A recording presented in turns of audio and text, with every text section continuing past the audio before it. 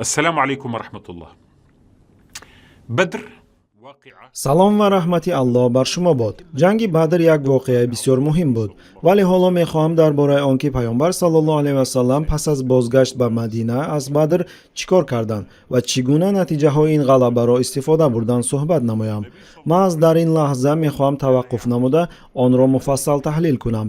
пайғамбар саллаллоҳу алайҳи ва саллам хуб медонистанд ки ғалаба дар Бадр ҳатман вазъиятро дар Мадина тағйир дода мақоми давлати исломиро ба сатҳи нав мебарорад. ҳамчунин эшон медонистанд ки минбаъд муқовимати қурайшиён ва мусалмонон шакли нав мегирад ва муносибати мусалмонон бо дигар қабилаҳо ва халқҳо чӣ бо яҳудиёни дохили Мадина ва чӣ бо қабилаҳои араби атрофи он низ хусусияти нав пайдо карда ба сатҳи дигар мебарояд. бубинед дар ин робита расули Аллоҳ саллаллоҳу алайҳи ва саллам чӣ тадбирҳо андешиданд. пас аз бозгашт ба Мадина эшон ба лашкари худ 7 рӯз истироҳат доданд. сипас фавран раҳбарии як сарияро ба заминҳои қабилаи Бани Сулайм ба ӯҳда гирифтанд. Бани Сулайм дар шимоли Макка дар наздикии қабилаи Хузоа дар роҳи корвонҳои тиҷоратӣ зиндагӣ мекарданд. аммо бархилофи Хузоа ва чанд қабилаи дигар Бани Сулайм бо пайғамбар саллаллоҳу алайҳи ва саллам иттифоқ набаста буд. ғалаба дар Бадр тамоми қабилаҳои ҳамсояро ба ҳайрат овард ва то даме ки таъсири ин воқеа ҳанӯз қавӣ буд, пайғамбар саллаллоҳу алайҳи ва саллам тасмим гирифтанд аз он истифода бурда ба қабилаи Бани Сулайм ҳамла кунанд, то нияти онҳоро барои мушкил эҷод кардан ба мусулмонон дар реша зарба зананд, яъне онҳоро чунон битарсонанд ки онҳо фикри ҳампаймонӣ бо қурайшиёнро ба сар наоваранд. пайғамбар саллаллоҳу алайҳи ва саллам заминҳои Бани Сулаймро бидуни ягон муқовимат ишғол карданд, зеро онҳо ҳангоми дидани мусалмонон аз тарс фирор карданд. пас аз шунидани ҳодисаҳои Бадр, Бани Сулайм ҳеҷ хоҳиши муқобилат ба лашкари пайғамбар саллаллоҳу алайҳи ва саллам надоштанд ва дар натиҷа заминҳои онҳо таҳти назорати Мадина қарор гирифт. ҳадафи дуюми пайғамбар саллаллоҳу алайҳи ва саллам қабилаи дигаре буд ки боз ҳам хатарноктар буда ҳамлаҳои зиёдеро ба Мадина анҷом медод. ин қабила Бани Ғатафон буд, як қабилаи ниммуҳоҷир аз Наҷд ки асосан бо ғоратгарӣ ва ҳамла ба киштзорҳо ва чорвои аҳолии Мадина машғул буд. Мадина пайваста аз ҳамлаҳои онҳо ранҷ мебурд. бинобар ин пайғамбар саллаллоҳу алайҳи ва саллам пас аз бозгашт аз заминҳои ишғол кардаи Бани Сулайм зиёд истироҳат накарда фавран мусалмононро ба ҳамлаи Ғатафон раҳбарӣ намуданд ва ба минтақаи Зи Амр ҳамла карданд. вақте ки он кас ба заминҳои қабилаи Ғатафон расиданд, ба онҳо ягон муқовимат рӯбарӯ нашуд ва дубора ба Мадина баргаштанд. бо ҳамин пайғамбар саллаллоҳу алайҳи ва саллам зарбаи дуюми пешгирикунанда ба ҳар гуна эҳтимоли иттифоқи қурайшиён бо қабилаи Ғатафон зарба заданд ва дар маҷмӯъ иродаи ҳамаи қабилаҳои атрофро барои пайвастан ба иттиҳоди зидди мусулмонон бо қурайшиён заиф карданд. хатари сеюм ки низ бояд решакан карда мешуд дар дохили худи Мадина пинҳон буд. тавре ки маълум аст, дар Мадина се қабилаи яҳудӣ зиндагӣ мекарданд: Бани Қайнуқо, Бани Назир ва Бани Қурайза. қабилаи Бани Қайнуқо як қатор амалҳои хусуматомезро алайҳи пайғамбар саллаллоҳу алайҳи ва саллам анҷом доданд ва кӯшиш карданд ки аз риояи созишномае ки қаблан бо пайғамбар саллаллоҳу алайҳи ва саллам имзо карда буданд сарпечӣ кунанд. ин амалҳо аз ҷониби яҳудиён як ё ду маротиба набуд. аз лаҳзаи имзои аҳднома ҳамагӣ як сол гузашта буд ва дар тӯли ин як сол Бани Қайнуқо ҳар бандеро ки метавонист поймол мекард ва ошкоро нишон дода ки нияти риояи онро надорад. ба ғайр аз ин, онҳо ба пайғамбар саллаллоҳу алайҳи ва саллам ҷосусӣ мекарданд, эшонро пайгирӣ намуда ба камин мегузоштанд ки ин худ нақси боз як банди созишнома буд. тибқи ин созишнома сокинони шаҳр набояд ба ҳамдигар душманӣ ва таҷовуз мекарданд. дар ниҳоят онҳо аблаҳона ҷуръат карда як зани мусалмонро таҳқир намуданд ва ҳамин амал оқибати онҳоро муҳр зад, зеро он охирин қатраи сабри мусалмонон буд. пайғамбар саллаллоҳу алайҳи ва саллам хуб медонистанд ки ҳамаи рақибонашон аз эшон дар ҳарос ҳастанд. аз ин рӯ он кас тасмим гирифтанд аз ин тарс истифода бурда Бани Қайнуқоро бе ягон муқовимат аз Мадина ихроҷ намоянд, то бо ин роҳ дигар қабилаҳои яҳудӣ дарк кунанд ки поймол кардани аҳд бо мусулмонон оқибати бад хоҳад дошт ва ба риояи шартҳои созишнома баргарданд. вақте ки яҳудиён ва мунофиқон дар Мадина ғалабаи мусалмононро дар Бадр диданд, тарси онҳо аз пайғамбар саллаллоҳу алайҳи ва саллам ва мусалмонон афзуд. онҳо дарк карданд ки пайғамбари мусалмонон дигар як фирорӣ нест, балки як ғолиб аст. ғалабаи эшон онҳоро ба ҳайрат овард, зеро дар Бадр қариб ҳамаи роҳбарони қабилаи Қурайшиён кушта шуданд, аз ҷумла Абу Ҷаҳл, Умайя ибни Халаф, Утба ибни Рабиа, Шайба ибни Рабиа, Надр ибни Ҳорис ва дигарон. سپس پیامبر صلی الله علیه و سلم باز هم به قبیله های بنی سلیم و بنی غطفان حمله کردند و آنها دیگر چاره جز تسلیم شدن نداشتند. البته نه همه آنها یک بار اسلام را پذیرفتند، اما مقاومت آنها پررا شکسته شد. قبیله بنی قینقاع باشد تماما از مدینه به درگاه کرده شد. بعد از این در شهر ترتیب برقرار شد و همه سازشنامه‌های بسته با مسلمانان دوباره مورد اجرا قرار گرفتند. اکنون بیایید ببینیم که در همین وقت در مکه چی می‌گذشت. قریشیان پس از بازگشت از بدر هم از جهت جسمانی و هم از جهت روحی کاملا شکست خورده بودند، زیرا آنها 70 نفر را از دست دادند که اکثرشان سروران نامدار بودند. همان قدر نیز اسیر شدند که نفوذ آنها در بین قبیله های عرب را ضعیف گردانید. برای آنها دو مشکلات بزرگ به میان آمد. یکم، اعتبار راهبری قریشیان در میان قبیله های عرب سخت ضربه خورد. دوم، قریب تمام راهبریت مکه نابود گردید. در نتیجه شورای اشرافیان مکه بدون پیشوای خود ماند. برای حل این بحران قریشیان تصمیم گرفتند که راهبران نو انتخاب کنند. با این منصب ابو سفیان تعیین گردید، زیرا او پیشوای آخرین کاروان بزرگ قریشیان بود که از شام برگشت و او از همه زیرک و مکارترین پیشوایان باقی مانده به حساب می رفت. اما غیر از او افرادی نیز بودند که مسئولیت انتقام خون راهبران کشته شده بر دوش آنها گذاشته شد. اینها اکریمه ابن ابو جهل، صفوان ابن امیه ابن خلف بودند. آنها فرزندان راهبران کشته شده بودند و به طرز شدید قصاص گرفتن را آرزو داشتند. البته غیر از آنها دیگران نیز بودند که وظیفه انتقام را بر دوش دارند، اما محض این دو نفر نقش کلیدی داشتند. مکه را خواهش گرفتن انتقام فرا گرفت. برای قریشیان انتقام از همه چیز مهمتر بود. آنها حتی استراتژی دراز مدت جنگ با مسلمانان را طرحریزی نمی‌کردند. قریشیان حتی کوششی برای بستن اتفاق با قبیله های دیگری بزرگ عرب نکردند تا که با حمله مشترک به مدینه هجوم کنند. آنها حتی تلاش نکردند که دیگر قبیله ها را به منفعت اتفاق ضد مسلمانان باور کنند. تنها یک چیز در سر آنها بود: انتقام. به همین خاطر ساکنان مکه قسم خوردند که تا وقتی که انتقام نگیرند اشکی ماتم نمیریزند. تنها تصور کنید چقدر شدت نفرت و خواهش قصاص در مکه بود که آنها با تمام قبیله چنین قسمیات کردند. بعد از این گروهی از سران قریشیان نزد ابو سفیان آمدند و آنها به موافقه رسیدند که همه فایده کاروان آخرین تجارتی که از شام آمده است پورا برای آماده سازی ارتش قصاصگیر صرف خواهد شد، تنها برای جنگ و انتقام. این مبلغ برای جمع کردن لشکر استفاده می شود که باید به مدینه هجوم کرده برای پدران و پسران کشته شده قریشیان قصاص گیرد.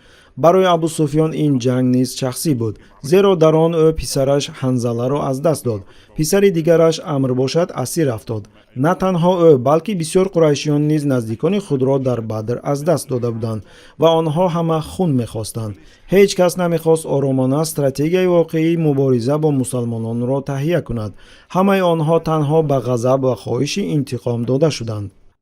كان رجل معروف بأناته وذكائه وفطنته الاقتصادية، لكنه لم يكن معروفا بدهائه العسكري، ولكنه الآن قد تلبس لبوس القائد. ابو سفیان نه سرلشکر بلکه سوداگر بود. البته زیرکی، عقل و استعداد تجارتی او مشهور بود، اما او هیچگاه همچون فرمانده حربی معروف نبود. با وجود این او مسئولیت راهبری جنگی قبیله قریش را به عهده گرفت. همه از او انتقام فوری طلب می‌کردند. برای اثبات آنکه او قادر است انتظاری‌های قریشیان را اجرا کند، قسم یاد کرد که تا زمان قصاص گرفتن از مسلمانان آب به بدن او نمی‌رسد، یعنی شستشو نمی‌کند. ابو سفیان با زندگی با حشمت عادت کرده بود. او لباس‌های گرانبها و بهترین عطرها را استفاده می‌برد. پس چنین قسم او را در وضعیتی ناگوار قرار داد. برای نجات یافتن از این وضعیت او تصمیم گرفت که به زودی یک حمله انجام دهد تا انتقام گیرد و خود را همچون فرمانده جنگی نشان دهد. با 200 سواره از مکه او با سرعت بلند به مدینه روان شد. شبانه به کناره های شهر رسیدن نزد یک یهودی قبیله بنی نظیر رفته شب را در آنجا گذرانید. بعضی ها میگویند که اول او نزد یحیی ابن اخطب رفت، اما او از ترس پیامبر صلی الله علیه و سلم اجازتی ورود نداد. پس از این او نزد سلام ابن مشکم رفت و آنجا با همراهانش خوراک خورده شب را گذرانید. روز دیگر ابو سفیان و آدمانش به کشتزارهای کنار مدینه حمله کردند. در نتیجه یک انصار و کارگرش کشته شدند. پیامبر صلی الله علیه و سلم از حمله ابو سفیان با خبر شدند. ایشان تسخیر فوری اعلان کردند و لشکر را با تعقیب حملگران راهبری کردند. ابو سفیان و آدمانش با شتاب به مکه فرار کردند.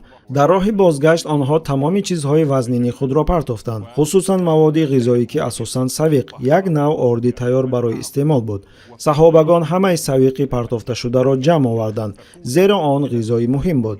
از بس که قریشیان سبک شدند و با صورت تیز گریختند، تعقیب دیگر امکان ناپذیر شد و مسلمانان با غنیمت‌ها به مدینه برگشتند. حمله ابو سفیان نتوانست یگان نتیجه جدی بیاورد. آن تنها یک عملیات کوتاه مدتی قصاصگیری بود، اما این واقعه نشان داد که قریشیان برای انتقام از مسلمانان به یگان نقشه بزرگ جنگی تا چی درجه آماده بودند. پس از حمله کوتاه مدت به مدینه، ابو سفیان اعتقاد داشت که وعده خود را اجرا کرده است. به طور رسمی همه چیز درست می‌نمود. او به مدینه حمله کرد، ولی 200 نفر برای اشغال شهر بسنده نبود. از این رو قرار عقلانی قبول نموده به مکه برگشت. اکنون او میتوانست به مردم بگوید: ببینید ای مردم، واقعا من یک فرمانده خوب هستم و میتوانم شما را با حرکت‌های نو به حیرت آورم. اما واقعیت کاملا دیگر بود. با گذشت وقت ابو سفیان در هر جنگ نوبتی علیه مسلمانان اثبات خواهد کرد که یک فرمانده جنگی واقعی نیست.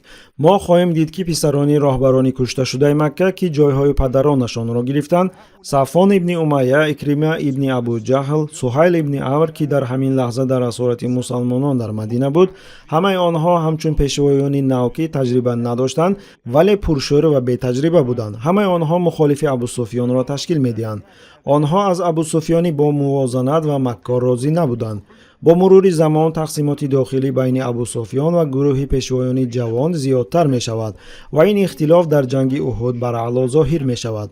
در محاصره خندق باز هم عمیق‌تر می گردد. هنگام صلح حدیبیه این اختلاف به سطح آشکار می رسد. همین طور ما می بینیم که اختلاف های داخلی قریشیان آهسته آهسته آنها را ضعیف کرده زمینه غلبه نهایی مسلمانان را فراهم می آورد. همه این نشان میداد که شکست قریشیان در بدر چنان بزرگ بود که آنها دیگر هرگز از آن برقرار شده نتوانستند. آنها نتوانستند متحد شوند و ترتیبات را در لگیر خود برقرار کنند. هوس انتقام آنها را کاملا فرو برد و کور کرد، تا جایی که آنها یک خطا را پس خطای دیگر صادر میکردند. به جای آنکه به دیگر قبیله ها مراجعت کنند و اتفاقی بزرگ سازند، استراتژی دراز مدت برای شکست مسلمانان تهیه کنند، نقطه های ضعیف دشمن را آموزند و استفاده برند، آنها تنها در فکر انتقام فوری ماندند که آنها را به خطای استراتژی هلاکت بار برد. برعکس مسلمانان پس از غلبه در بدر تنها قوی‌تر می‌شدند.